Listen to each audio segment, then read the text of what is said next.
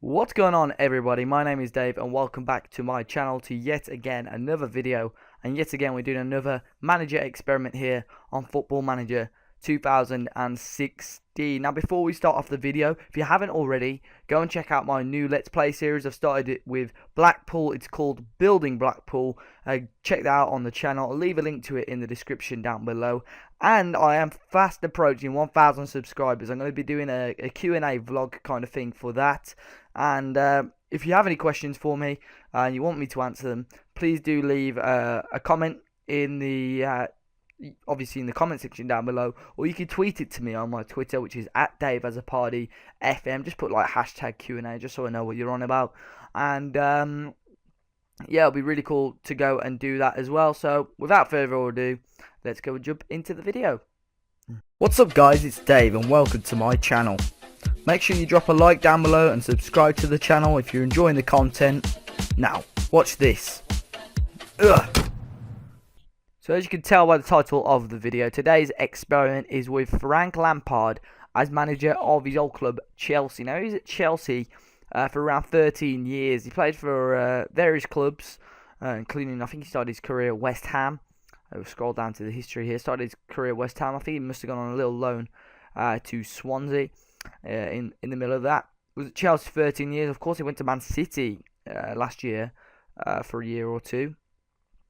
And he's currently at New York City as a player. But today for this experiment, he's as a manager. And he's got some of the strongest stats that we've seen from managers.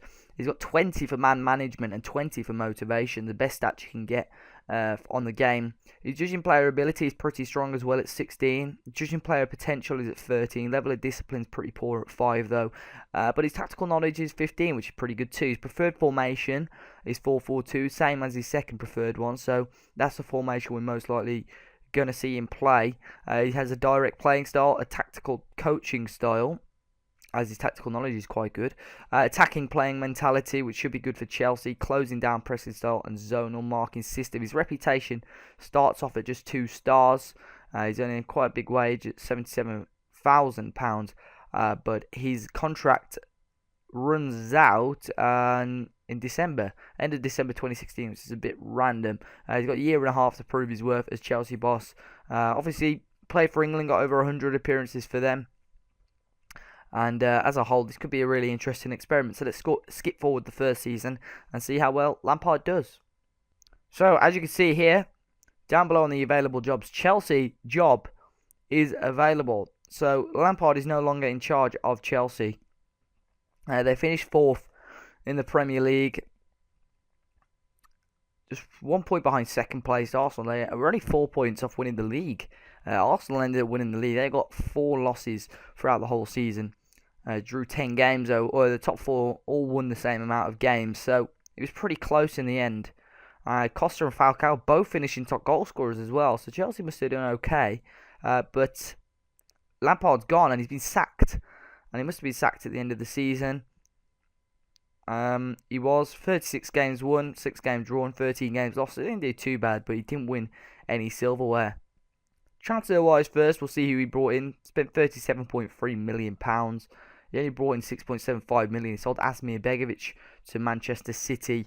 He brought in Saido Berahino from West Brom, the striker, for £22 million. I mean, I don't think he must have got many games with Falcao, and well, he did. He scored 10 goals to be fair in the league, 11 in all competitions. And Paulo Oliveira from Sporting Lisbon for 13 million. He's a centre back who didn't play much games for them, but he signed in January to be fair. Christopher Ayer, I think that is from IK Start. He's a defensive midfielder, just 18 years old. He looks like he could be a really decent player. Not heard of him before. And Martin Silva on a free transfer. He's a goalkeeper, 33-year-old Uruguayan. Must have been as a backup option as I sold Asmir Begovic, of course. A lot of players went out on loan as well. Now, in all competitions, they finished 4th in the league, of course. Champions League knocked out in the first knockout round by the eventual winners Real Madrid. Runners-up in the FA Cup to Spurs. Capital One Cup, they were knocked out in the quarter-final by the eventual winners Manchester City. And the Community Shield, they were runners-up to Arsenal. So they didn't get any silverware, runners-up in a couple of competitions. And the teams that they lost to in other competitions were the teams that went on to win it. So it wasn't hasn't been too bad. In his last game for the club, Lampard, I'm see if he's stuck to that 4-4-2 mentality. Yeah, he did. He played that 4-4-2. This is his last game in the FA Cup final, which they lost. Falcao and Costa starting up top together. Hazard and Oscar on the wings. Fabregas and Matic. Probably the strongest side you can get out of Chelsea, to be honest. It probably is. Had a couple of injuries there as well. Only John Obi Mikel. Mo Salah was out on loan, of course. And it's got quite a few strikers now. Where was Berahino? He wasn't even in the squad for the cup final. And schedule-wise, let's see how they did in competitions, fixture-wise. I mean, they look like they started really well, to be honest. If you check the Barclays Premier League, didn't lose a game. Got smashed against Watford away, to be honest. Did receive a red card, and after that it all fell to bits. But didn't lose a game till the end of October. This was a bit of a dodgy patch for them, to be honest. From the start of November towards the end of December, they won a few games. Then they went on a really inconsistent run in the second part of the season, dropping quite a few points in important places against the bigger teams: Arsenal, United, Spurs, Everton. They lost to City, where they should really be trying to pick up the 3 points. FA Cup, their route to the final, they beat Brentford 3-1 away, Wigan 3-1 away, beat Newcastle 4-1 at home, Stoke 2-1 at home, beat Ipswich at Wembley 1-0, and then lost out to Spurs 3-2 in the end. Harry Kane getting a brace in that one. Community Shield, they lost 3-2 to Arsenal. Azpilicueta getting an early own goal. Sanchez and Giroud scoring before Costa scored 2 goals, but it didn't change the outcome of the game. Capital One Cup, they beat Norwich 2-0 at home. Preston 1-0 away. And then lost on penalties to Manchester City in the quarter-finals. One step away from that two-legged semi-final. Champions League-wise, of course, they actually had to do the knockout. They played Real Madrid, and oh no, what am I doing? Date-wise, I'm now look like an absolute fool.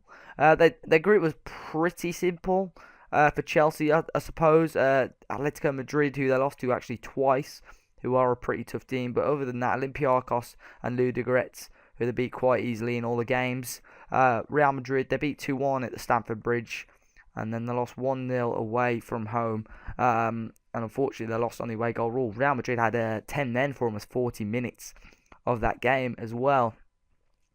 But finally, we'll look at the players, see how they did this season. Most appearances was Hazard, followed by Courtois, who got the most starts for them. Goal-wise, it was Diego Costa with 28. Falcao got a decent 22. Eden Hazard with 17. Pedro got 9. Loic Remy with 8. How come only Caicedo Berahino got 4? Did he get loaned out or something? Or